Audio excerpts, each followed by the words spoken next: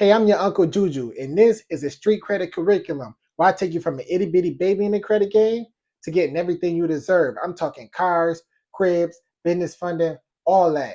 But if you don't learn the rules, you're destined to lose. And this year, you deserve to win. So, first thing first, we got to check your credit report. And trust me, I know my people. We'll go years and years and years without looking at our credit report. We have no idea what's on there. We just know it ain't nothing good. But the fact that you're ignoring it is exactly why it's not getting any better. But I'm gonna show you exactly what to look for when you're looking at your credit report. But first thing first, you got to download a credit app. You got a lot of different options: Experian, MyFICO, Credit Karma, Credit Sesame. But to keep things simple and free, I'm gonna use Credit Karma. So go ahead, create a Credit Karma app and log in. So once you finally create an account and you log into your Credit Karma, you're gonna see two numbers. These two numbers represent your credit score for two out of the three credit bureaus. You're gonna see TransUnion and Equifax. The only one missing is Experian, but they won't show you that on Credit Karma. You got to get another app to see that. But all you really need to know right now is we're not stressing over what the number is. You just got to know that the credit score goes from 300 to 850, 850 being the best. Now, if you see that you're in the 300, 400, or 500s, we got some work to do, right? But we're going to identify what we need to work on by just clicking on one of these accounts, one of these numbers. So first thing you're going to see is a graph that show you how your score been changing over a year's time.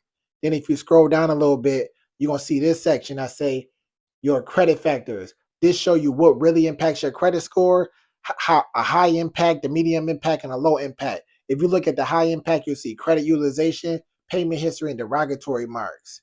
Now we're gonna scroll down just a little bit more and click on view your full credit report. Now that you've seen that, now we really in the game. You're gonna see a section for your public information, and then you're gonna see all the accounts that make up your credit report. Your credit report is made up of loans and credit cards. Now we're gonna click on one of these loans so we can see how it works. Once you click on a loan, it's going to show you all the specific details about that specific account. It's going to show you how long you had the loan, um, the term length, the monthly payments, what's your current balance, what was your highest balance. But most importantly, when you look at a loan, you want to look at your payment history. In a perfect world, it would say you have 100% on-time payments. Now, what that would look like, that would look like all green check marks. If you see any X's, that means you was late one of those months, at least 30 days late. That's not good. This is the account that's hurting you if you got red marks on there. Now let's scroll down and look at one of these credit cards. All right, now if you click on a credit card, it show you the same thing. It show you all the specifics about that account. But one thing that's different from a credit card and a loan, a credit card has utilization. And utilization is basically showing how much of your credit limit are you using. In a perfect world, that number would be 0%. But if we can't get at 0% because we having money problems or something, let's try to keep it below 10%. That still look great in the eyes of the bank. But if you still can't do that, the most you can have it at is 30%. Anything over 30%, you're losing a whole lot of points.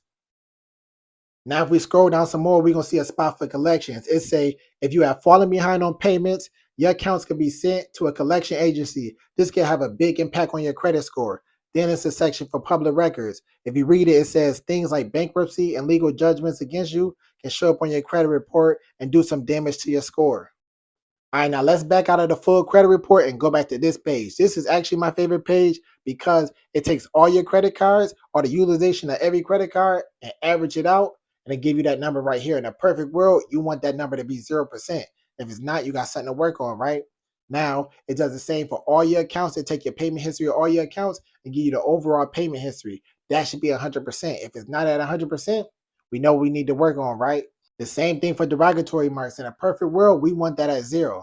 I never spend a lot of time talking about hard inquiries, even though everybody want to contact me about hard inquiries. You looking at what I'm looking at, right? It say right above hard inquiries, low impact. Low impact. So why would I focus all my time on something that has a low impact on my score when I see these three items got a high impact on my score? We're going to focus on that payment history, that credit card utilization, and them derogatory marks to get your score up. All right, now that's enough for today.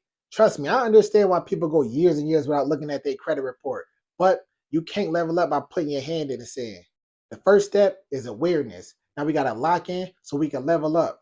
Later on today, I'm going to drop the vocab words for this video, and tomorrow I'll see you at 8 a.m. Same time, same place. Don't procrastinate. This year, you deserve to win.